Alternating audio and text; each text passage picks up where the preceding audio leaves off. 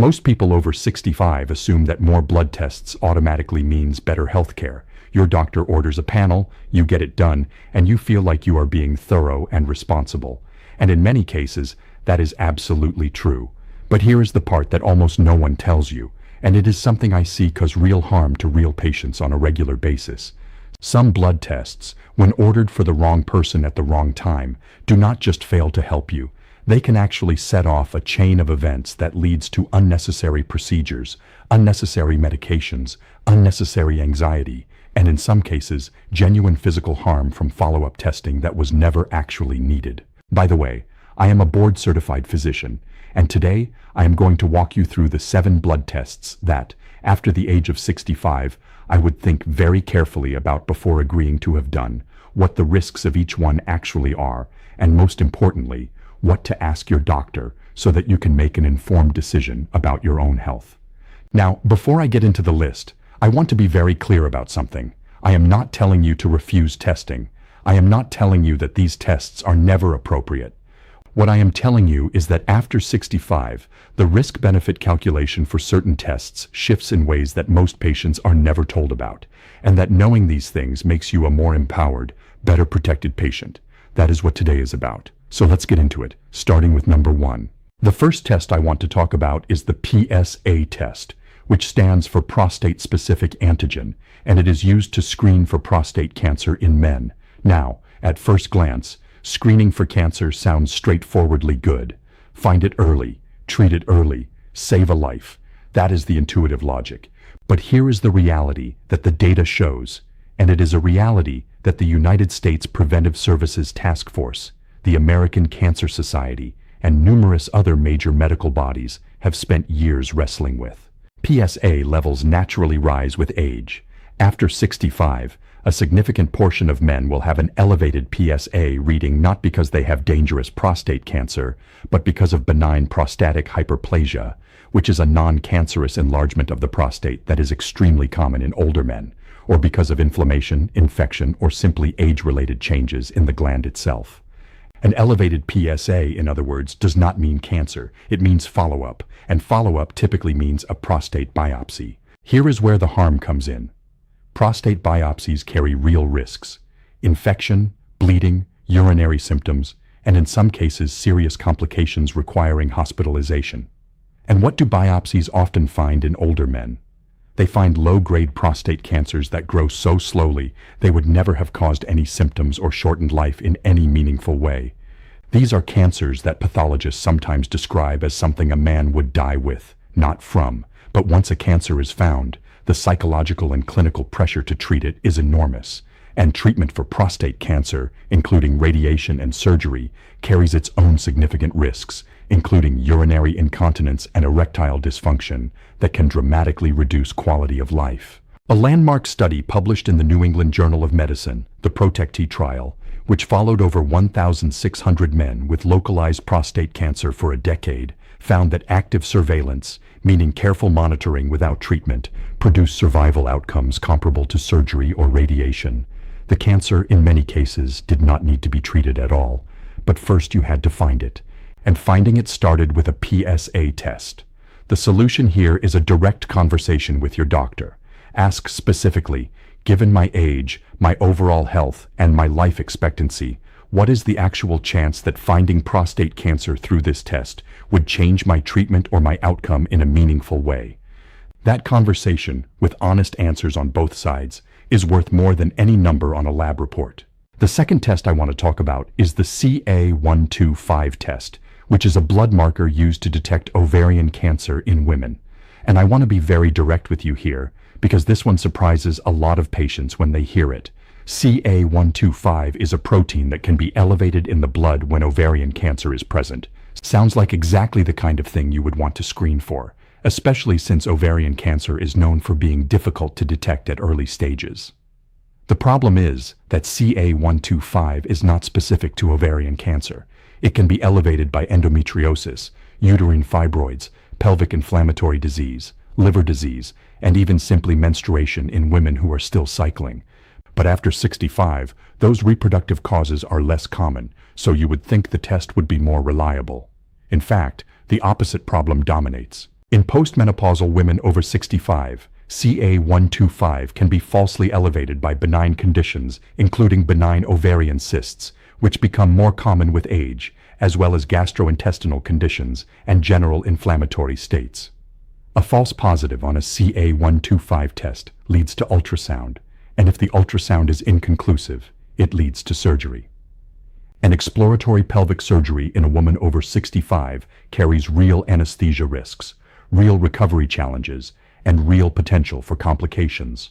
The United States Preventive Services Task Force currently recommends against CA125 screening for ovarian cancer in women who are not at high genetic risk, meaning women who do not carry BRCA1 or BRCA2 mutations or have a strong family history, precisely because the harms of false positives in average-risk women outweigh the benefits of the screening. This does not mean the test has no place in medicine. It means it has a specific place for specific women under specific circumstances, and broad routine use in women over 65 without elevated genetic risk is not supported by the current evidence. If your doctor recommends this test, ask, am I at elevated genetic risk for ovarian cancer? If the answer is no, ask what the evidence says about screening in women at average risk at my age. Number 3 on the list is one that surprises a lot of my patients, and that is the thyroid cancer screening panel, which is sometimes ordered as part of a general wellness blood panel or driven by the finding of a thyroid nodule on imaging done for another reason entirely. Here is the reality of thyroid cancer in older adults that most people are never told. Thyroid cancer is one of the most common cancers found on imaging and on autopsy in older adults. Studies examining the thyroids of people who died from other causes have found unsuspected thyroid cancers in between 5 and 36% of individuals, depending on the study.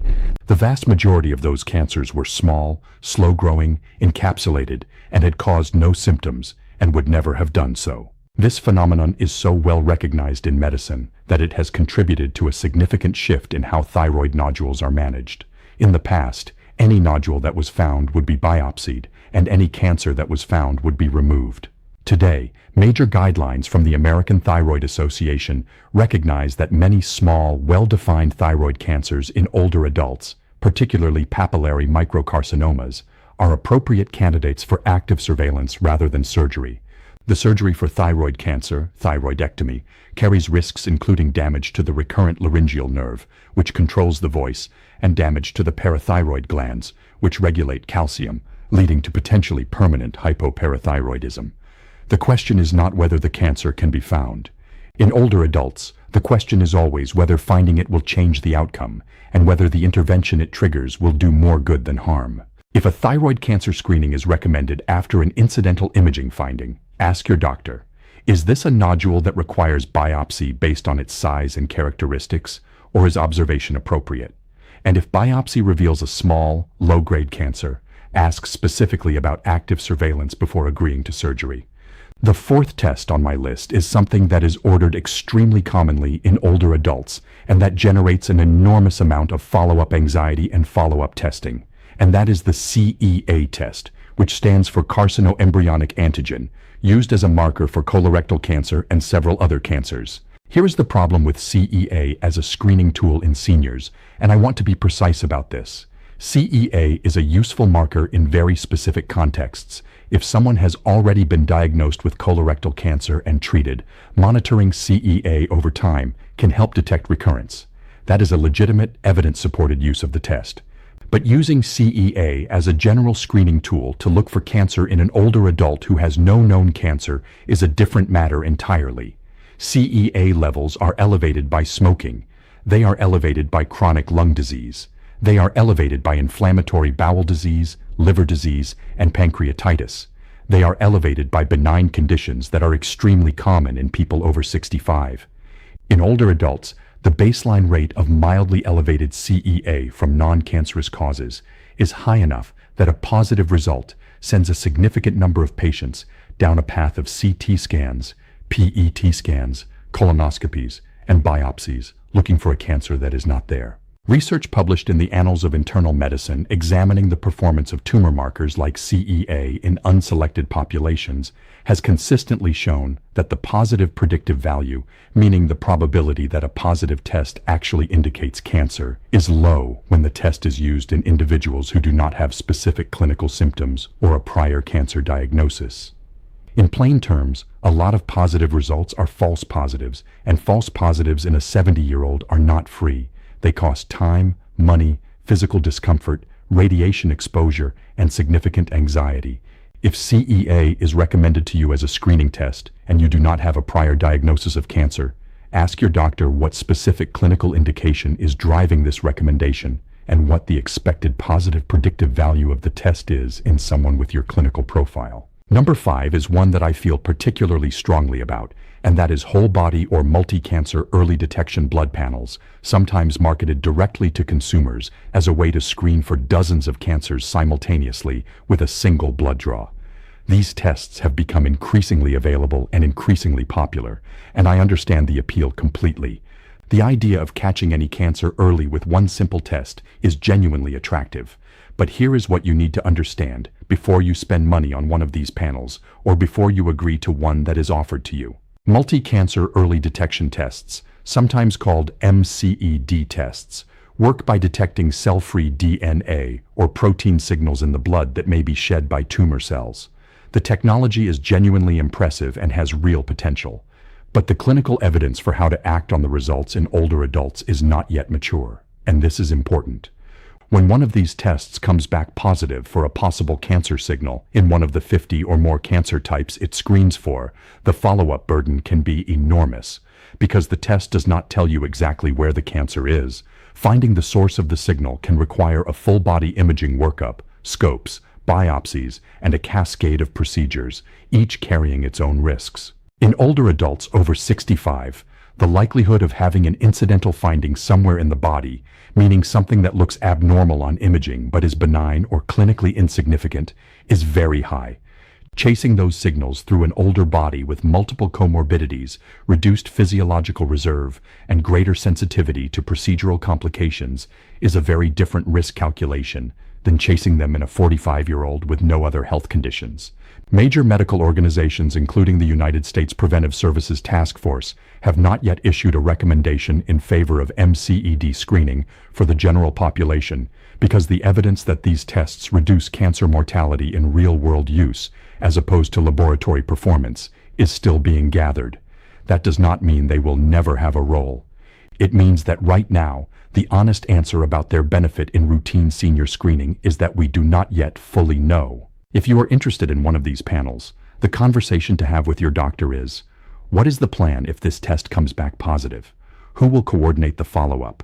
And am I in good enough overall health to go through the cascade of testing that a positive result will likely require? Test number 6 is one that I see create problems specifically in seniors who are being proactive about bone health. And that is the PINP and CTX bone turnover markers panel, which is sometimes ordered alongside or instead of a DEXA scan to assess bone loss. These markers, PINP, which stands for procollagen type 1 N-terminal propeptide, and CTX, which stands for C-terminal telopeptide, are proteins released into the blood during bone formation and bone breakdown, respectively. They are genuinely useful tools in specific clinical contexts. If someone is already on osteoporosis treatment, measuring these markers over time can help assess whether the treatment is working. That is a legitimate use. But using these markers to diagnose or screen for osteoporosis in the first place, rather than using a DEXA scan, creates a specific problem in older adults. Bone turnover markers are highly variable. They fluctuate based on the time of day the blood is drawn, whether the person exercised recently, whether they have been immobile, whether they have a vitamin D deficiency, whether they have kidney disease, and a dozen other factors that are common in seniors.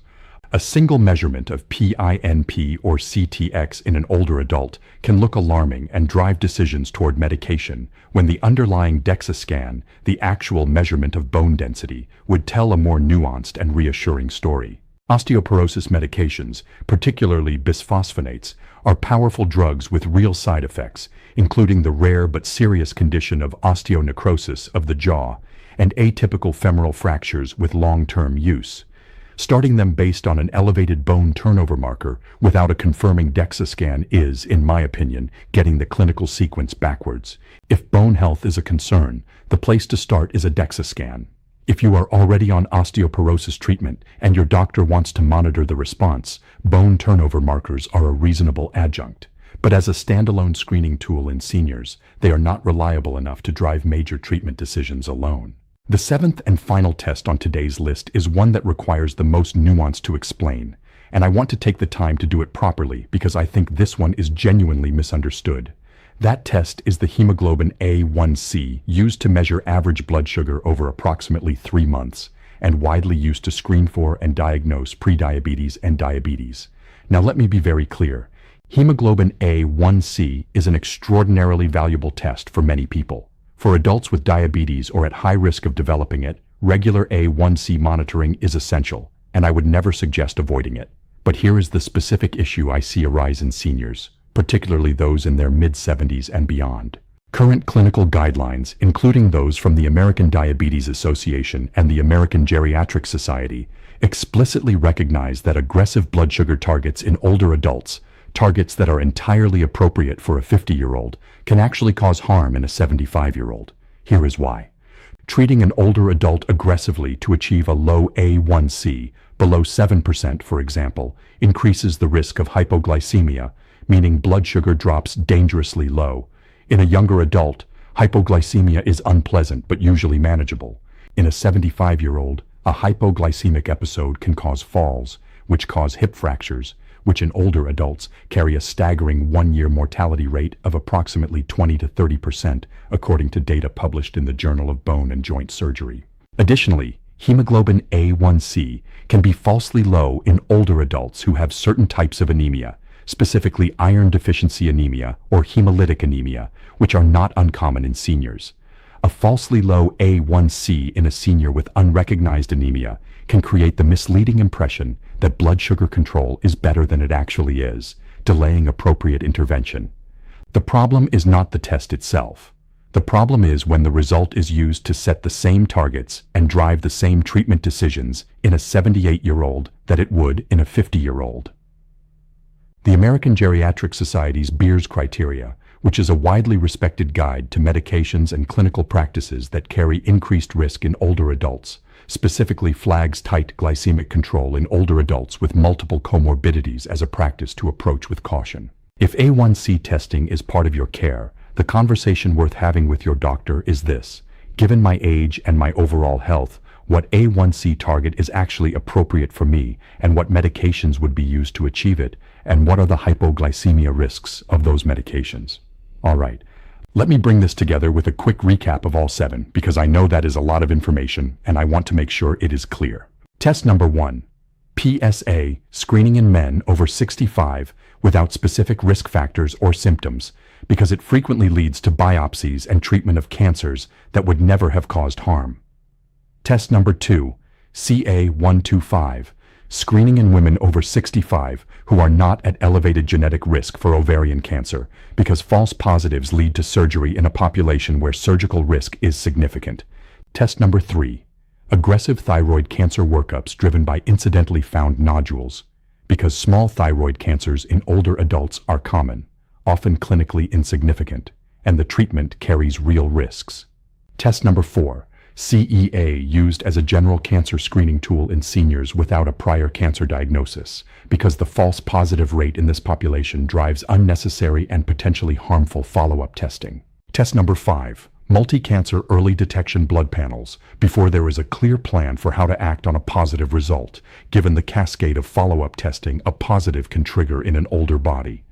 Test number 6, PINP and CTX bone turnover markers used in isolation to diagnose osteoporosis or drive treatment decisions without a confirming DEXA scan because of their high variability and the consequential nature of the medications they might prompt.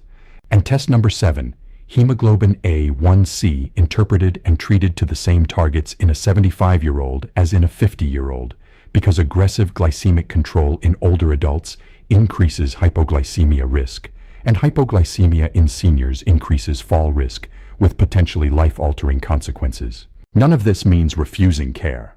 None of this means distrusting your doctor. It means showing up to your appointments as a partner in your own health decisions, asking the right questions, and understanding that in medicine after 65, more is not always better. The right test at the right time for the right person is what good medicine actually looks like. If you found this useful, and I genuinely hope you did, I want to point you towards something else that I think every senior and everyone who loves a senior should watch. Click on the next video to learn about the 5 most common medication mistakes that doctors see in patients over 65, the ones that go unnoticed for months and cause the most damage, and exactly what to do to protect yourself. I will see you there.